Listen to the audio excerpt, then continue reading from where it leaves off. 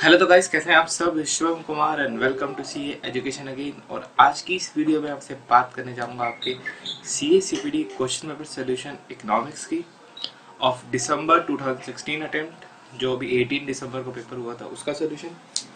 तो चलिए शुरू करते हैं। इस इकोनॉमिक्स के सोल्यूशन को मैं दो पार्ट में बना रहा हूँ। दोनों पार्ट्स जल्दी अपलोड कर दूंगा मैं, ज़्यादा टाइम नहीं लगेगा दोनों को अपलोड करने में। तो चलिए शुरू करते हैं फटाफट से क्वेश्चन पेपर का सोल्यूशन। हाँ, conspicuous goods are also called as. Conspicuous good का ये नाम भी होता है। चार ऑप्शन रहे, वेबलिन, स्नो, प्रेस्टीजियस या all of the above. Answer था ऑल ऑफ द अबव। क्यों? सबसे पहले आपको पता होना चाहिए ये गुड्स वो गुड्स होते हैं जो कि हायर इनकम के लोग खरीदते हैं। ये वो गुड्स होते हैं जिनकी प्राइस बढ़ने के साथ डिमांड बढ़ती है। यूजुअली डिमांड और प्राइस का अपोजिट रिलेशन होता है, लेकिन इन कॉन्स्पिक्यूअस गुड्स के साथ इनका डायरेक्ट रिलेशन होता है। अगर प्राइस बढ़ेंगे तो इनकी डिमांड बढ़ेगी। For example necklace, rare, painting, diamond. सोचो अगर डायमंड महंगा ना हो तो उसकी डिमांड रहेगी नहीं। अल्टीमेटली है तो एक पत्थर ही, लेकिन उसकी डिमांड खत्म हो जाएगी बिल्कुल। क्यों? क्योंकि अब वो रहा ही नहीं। वो प्रीशियस, उसका जो प्रीशियसनेस था वो खत्म हो गई। ठीक है। Then relative prices. Relative price का मतलब होता है एक प्राइस का दूसरी प्राइस से कंपैरिजन। तो चार ऑप्शन थे। Price express in terms of money, what you, second option, what you get for baby sitting your cousin, the ratio of money price to another, या equal to money price. Answer C था। मैं आपको बताया opportunity cost के same सा principle होता है इसका। ठीक है। Elasticity of demand.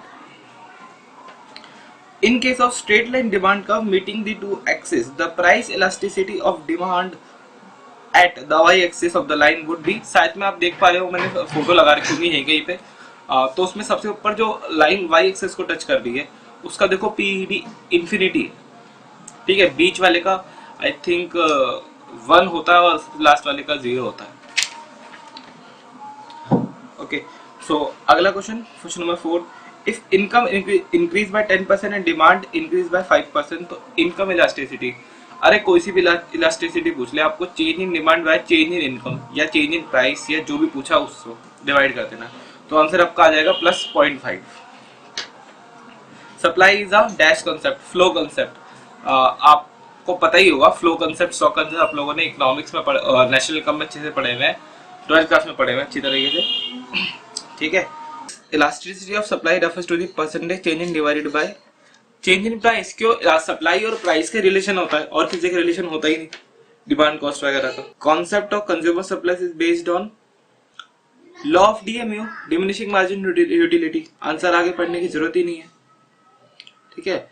Which of the 8 question, which of the among is not a characteristics of land. Land एक एक्टिव फैक्टर नहीं है, ये करेक्टर नहीं है। बाकी सब है कि लैंड लिमिटेड है, लैंड के बहुत सारे यूज हैं, लैंड की पावर आप खत्म नहीं कर सकते, लैंड आप खत्म कर ही नहीं सकते। दूसरी बात, लैंड पे एक जमीन पे आप खेती कर सकते हो, शॉपिंग मॉल बना सकते हो, स्कूल बना सकते हो, तो बहुत सारे यूज हैं उसके। ठीक है। 9th, which is not a characteristic of labour. Labour की कैरेक्टरिस्टिक नहीं है। तो लेबर एक मोबाइल फैक्टर नहीं है। लेबर कहीं भी इजिली अवेलेबल नहीं हो सकती। आपको पहले एक लेबरर की जरूरत पड़ेगी, वो आपको लेबर ला के देगा।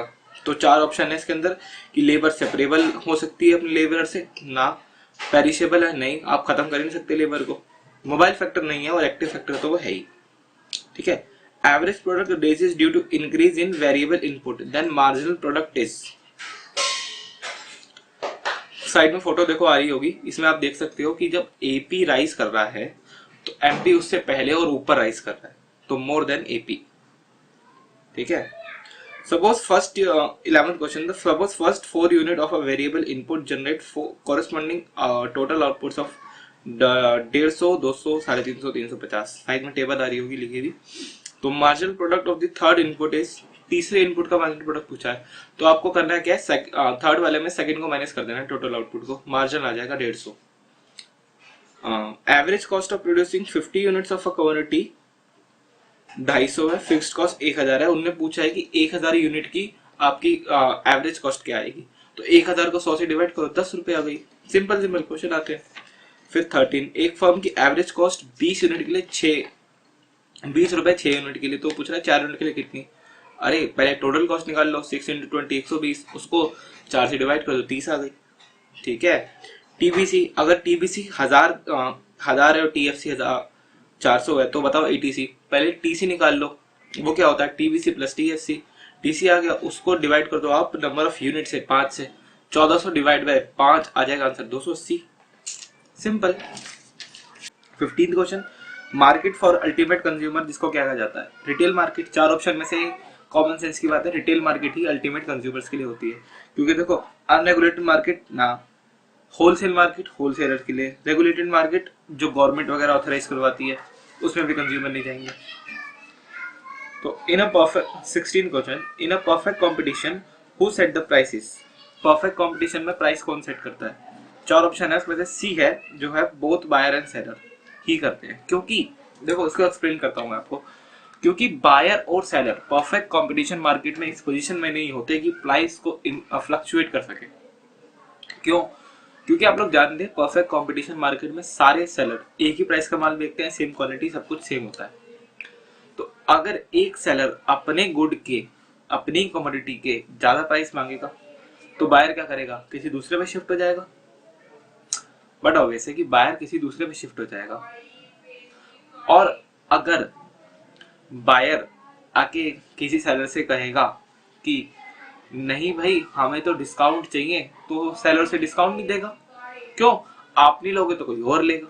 इसलिए दोनों ही इस पोजीशन में नहीं है कि वो प्राइस को डोमिनेट कर सके, इसलिए दोनों ही मिलकर प्राइस डिसाइड करते हैं। तो average revenue is also known as demand curve. Simple question again. Price discrimination पता है ना आपको कि मोनोपोली जो अपनी सेट कर लेता है, तो वो ये देख लेता है कि डिफरेंट डिफरेंट मार्केट में मेरे प्रोडक्ट की डिफरेंट डिफरेंट प्राइस इलास्टिसिटी है, तो वो डिफरेंट डिफरेंट एरियाज में अलग अलग प्राइस चार्ज करता है। ठीक है, तो चलिए फटाफट कंडीशन पढ़ते हैं। The seller has no control over the price of his product. No. The market has same condition all over. अगर मार्केट की हर जगह एक कंडीशन होगी तो प्राइस डिस्क्रिमिनेशन काम नहीं करेगा। क्यों? हर जगह एक इलास्टिसिटी हो जाएगी, फिर कोई भी ज्यादा प्राइस पे करने को राजी नहीं होगा। हाँ, price elasticity of demand is different. हाँ, हर मार्केट में उसकी पीईडी डिफरेंट होनी चाहिए, और PED of demand is uniform. Again वही बात कि एक जैसी, अगर एक जैसी होगी तब भी काम नहीं करेगा। Okay, which of the following market has concept of group equilibrium in long run. Long run में इनके पास ग्रुप इक्विलिब्रियम होता है। पहला monopoly, perfect competition, monopolistic competition, oligopoly. Monopolistic competition में होता है ग्रुप इक्विलिब्रियम। एक्चुअली इसके अंदर होता क्या है कि जो सेलर्स हैं वो जल्दी अपना प्राइस फ्लक्चुएट नहीं करते। क्यों? क्योंकि वो कहीं ना कहीं आपस में मिलके रहते हैं और एक दूसरे को इतना कॉम्पीट नहीं करते। समझ रहे हो? क्योंकि मोनोपोलिस्टिक कंपटीशन में ज्यादा वो नहीं होते सामान बेचने वाले लोग। लाइक कोक एंड पेप्सी की अगर हम बात करें तो इतनी जल्दी इसका प्राइस फ्लक्चुएट नहीं करता। अगर कोक अपना कुछ प्राइस रिड्यूस करेगा तो जरूरी नहीं पेप्सी भी कम करे, पेप्सी अपना एडवर्टीजमेंट पे खर्चा बढ़ा लेगा, लेकिन प्राइस के ऊपर इतना ध्यान नहीं देगा वो। ठीक है, आप में से जो लोग मेरी वीडियोस देख रहे हो और इनको भी सीपीडी देना है, तो बेटर होगा आप मेरी वीडियोस को डाउनलोड कर ले और इनको अपनी प्रिपरेशन खत्म होने के बाद देखें। ठीक है। 20th question, which is the first order condition for the profit of a firm. Profit of a firm to be maximum. उसका प्रॉफिट मैक्सिमम होने के लिए पहली कंडीशन क्या है कि उसका मार्जिनल कॉस्ट मार्जिनल रेवेन्यू के बराबर रह जाए। मतलब एक यूनिट को बनाने की लागत इतनी हो कि वो उससे एक यूनिट को बेच के इतना पैसा मिल जाए, इतना पैसा मिल जाए कि एक यूनिट की लागत निकल आए। अगर आप भी एक बिजनेसमैन की तरह सोचो, आप भी एक बिजनेसमैन की तरह सोचो और मुझे जरा बताओ कि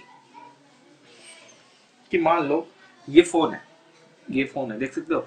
अगर आप ये फोन बनाते हो, है वैसे Xiaomi का फोन है, MI का मेरा, तो अगर आप ये फोन बनाते हो और इस फोन को बनाने की कॉस्ट आपको, ये आई थिंक 7,000 रुपीज का फोन है, तो मान लो इस फोन को बनाने की कॉस्ट आपको 5,000 रुपये आती है।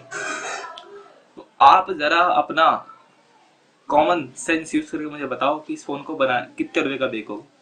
तो आप में से बहुत ज्यादा बच्चे कहेंगे मुझे कि 5,000 का बेचेंगे, कि कम से कम।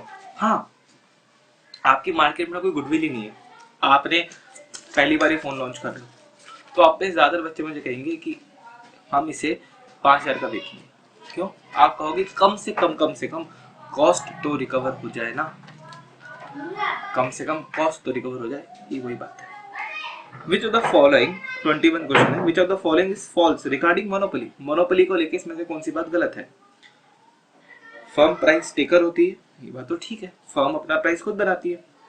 यूनिक प्रोडक्ट होता है, ठीक है, तभी तो मोनोपोली खेल रहा है। सिंगल सेलर होता है, ठीक है, तभी तो मोनोपोली है। एक सेलर है मोनोपोली में होता है, तो नन ऑफ द अबव, कुछ भी गलत नहीं है, ठीक है। आंसर डी आंसर हो गया इसका। क्या आंसर हो गया? D. Which of the following is another name of PPC, production possibility curve? Transformation curve पता होगा आप लोगों को। Freedom of choice is an advantage of capitalistic economy. Private sector economy है जिसके अंदर बहुत सारे बायर एंड सेलर्स होते हैं। लाइक आज के टाइम में वैसे इंडियन इकोनॉमी तो मिक्स्ड इकोनॉमी है, लेकिन अमेरिका की इकोनॉमी की अगर हम बात करें तो वो कैपिटलिस्टिक इकोनॉमी है। वहां पे फ्रीडम ऑफ चॉइस है कि अगर आपको किसी की ये सर्विस पसंद नहीं आती तो आप किसी और की देख सकते हो। फॉर एग्जाम्पल, यूट्यूब एक कैपिटलिस्टिक इकोनॉमी है। वैसे तो आप इसके लिए कुछ पे नहीं करते, लेकिन फिर भी फॉर एग्जाम्पल आपको किसी और के लेक्चर्स पसंद नहीं आते तो आप मेरे देखोगे, आपको मेरे पसंद नहीं आते तो आप किसी और के देखोगे, ठीक है। Freedom of choice is available here. I think we should move forward. Who among the following give the definition of science which deals with wealth? JBC. Why JBC? देखो, इसका कोई मेरे पे आंसर वो नहीं है, हैक आपको ये तो याद करने पड़ेंगे। Lionel Robins said accept the following. Limited ends नहीं कहा था उन्होंने कहा था neutral between ends. Economics is neutral between ends. In which of the economic system means economic system all the means of production are owned and controlled by private individual? Capitalistic economy अभी बताया था। Nature of Indian economy, ठीक है। So friends 26 question हो चुके हैं। अगली part में हम इसके रिमेनिंग क्वेश्चन को कंटिन्यू करेंगे, तब तक देखते रहिए और जुड़े रहिए सीए एजुकेशन के साथ, और हमारे चैनल को सब्सक्राइब करना आप बिल्कुल ना भूलें। Thank you friends.